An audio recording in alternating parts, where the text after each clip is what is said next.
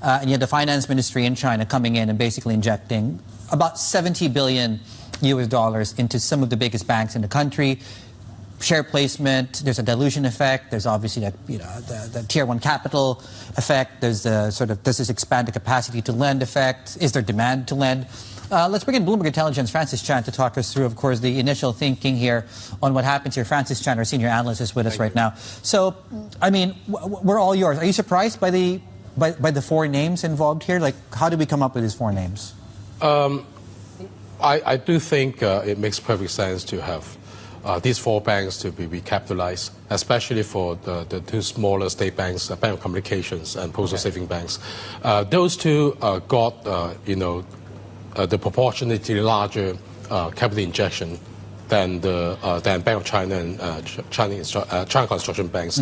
And in fact, the capital injection will boost the common equity, the Tier 1 capital by bigger magnitude than the two others. And I expect their CET1 capital ratio to increase by 1 or more than 1 percentage point by the end of this year, just because of this capital plan.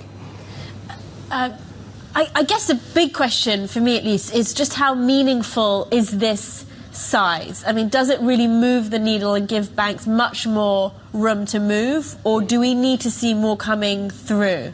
Yeah. I think I published research late last year and early this year talking about the banks themselves, especially for these 6 banks. They have almost 4 trillion excess capital over the regulatory minimum before these capital plans. So I think what Beijing may be targeting is to increase the buffer and give them incentives to make more loans to support the economy, i.e. lending to some sectors in the more distressed situations like real estate or local government or such or such. So those would be what I think could be behind the scene, other than just changing the the whole picture of the economy. Yeah. Is this it, or are there more? Is there more to come?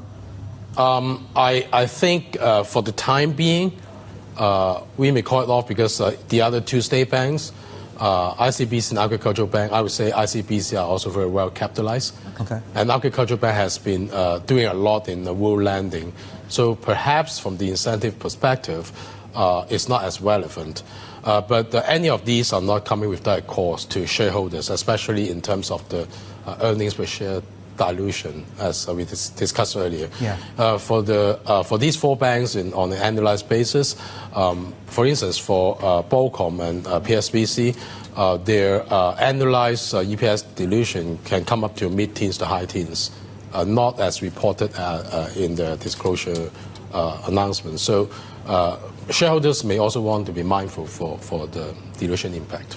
Okay, really helpful, Francis, there to have a little bit of an insight into the thinking behind that. Yeah, Bloomberg Intelligence senior analyst Francis Chan here.